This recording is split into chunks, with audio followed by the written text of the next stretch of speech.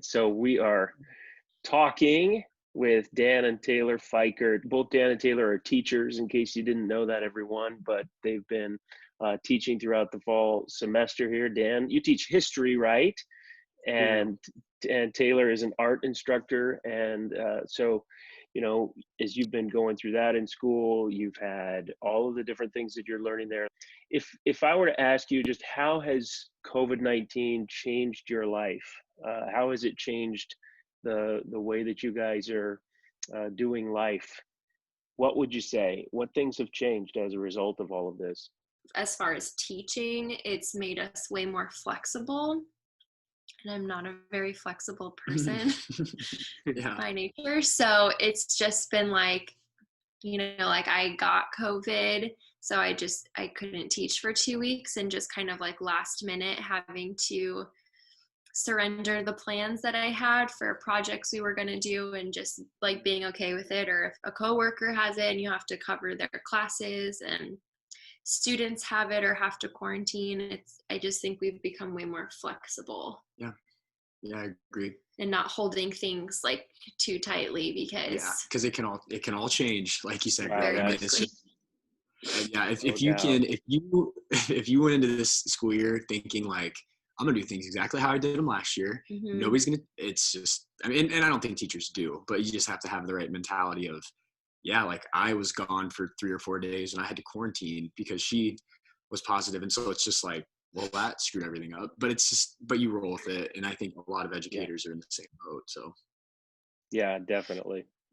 And I think we would say, like, we want to thank you and thank the other teachers in the body, and teachers who are watching this right now, our administrators, and everybody who's out making sure that our schools can be open. We are so grateful to you for what you're doing. And like you say, the flexibility, and Taylor, you used that word surrender, like just how you got to surrender everything. So maybe that's part of the goodness that God is teaching us through this, is just how much we really need to surrender. We had forgot about it, before, when things were a little more regular and predictable. But it's not like that anymore. So what would you say God has taught you through this? You talked about the changes, and everything you're going through at school from the spiritual perspective. How has God been teaching you through the last few months? yeah, I don't. It's just one of those things where, like, I feel like if you have a godly perspective on this whole situation, it completely changes how you view it. Like, if you look at it from oh man, like the world, stinks, and there's this pandemic, and I can't do this and I can't do that, it can get really negative. And I feel like everybody kind of naturally has to fight that urge of going down the path of, man, like, what does this mean? Like, why? Maybe the famous question of, why is God letting this happen? Like, God's in control. And so it's just, I heard something on the radio the other day where it was just like kind of like Taylor was saying, of just having to remember that, like, God is in control and he has the plan. Like, this doesn't maybe make sense to us right now, but there's a lot of like weirdly good things that are coming out of this too. And like when I guess when I'm reminded of that, I don't have to try and fix everything. Like it's not my job. Like I have a role in being responsible in how we handle the pandemic and, and the safety precautions we take, but it's ultimately like in his hands. And I just feel like that's a hard thing to like be reminded of. And we're not the first people group to go through something that completely alters the way you live. Like, it's not the first time, it won't be the last time. This is just like our particular thing, and we're going through it globally in a time where news travels fast. So sometimes things feel even more urgent because you're getting news minutes after something happens across the world, whereas it's kind of the first time that's happened, because any other time something like this has happened, people didn't have those connections. So we weren't fully experiencing something as an entire planet. Yeah. It's a great point. You're right. I think like the two major things I think I've learned from this is I am like a very anxious person, and I worry. And I like worst case scenario, just so I can come up with a best case scenario in my head, like what could go wrong, and then I come up with my own like positive one. But for some reason, I really don't know why, ever since the beginning of the pandemic, I remember talking about it in our life group back in February, and I just haven't had like anxious feelings about it. Yeah, you've done well. Which is really unlike me, but it's like, surprising. It's very surprising. Yeah.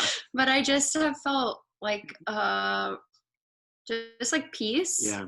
And it's not something I feel overly stressed about. I feel like it's given us the opportunity to be more empathetic to people, like towards people, because we're all kind of going through the same thing, but it's affecting everyone differently, of course. Right. But you can Right. feel for them, how it, like even how we're experiencing it here in Gretna is different than how some people are experiencing it like in New York City. Like it's just a totally different how it's going. And then I also feel just during this COVID time, but not necessarily related to the virus, I just feel like this year has been very divisive, especially in America. And it feels like people have this belief or this belief, whether it's about the virus, whether it's about politics, whether it's about literally anything. It's like, it's been very divisive. And we've realized that we have, maybe it's being educators and like working every day, like closely with a lot of people, but we just have realized we have very differing views than like some other people in our lives that we love and care for. And so it's just also given us the opportunity to like just respond with love. Yeah. It's kind of like when like you pray to God for patience, and instead of giving you patience, he gives you an opportunity to be patient, you know? Yes. So I think it's just been like really eye-opening in that way too. Yeah. That's wonderful. I think you've described like the peace that passes all human comprehension, and how it's just helped with anxiety. And I think so many of us struggle with that. And this just it's the perfect storm if you wrestle with anxiety and worry, because there's so many things that are out of our control. So to hear how God's been meeting you in that place and just helping you to not experience the anxiety, that's a huge praise, you know. And I love that word empathy, you know, to just see things from other people's perspectives and to approach things with love. Everybody's talking about that, but it's tough in these times to really see what that looks like in real situations, right? And so to show that is just a part of something that I think God is trying to teach all of us right now. So I love that, just to hear how God's at work. Is there anything else you would want to add? You've got an opportunity to say whatever you want to the Steadfast family.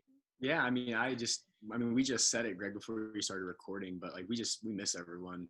I mean, we miss seeing just people on Sundays and being able to let Augie run through the back, probably screaming while Greg's trying to talk.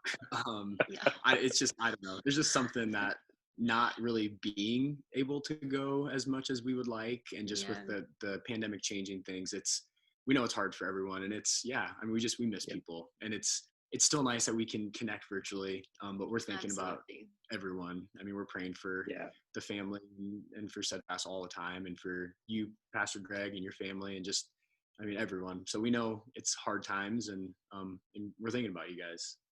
Yeah.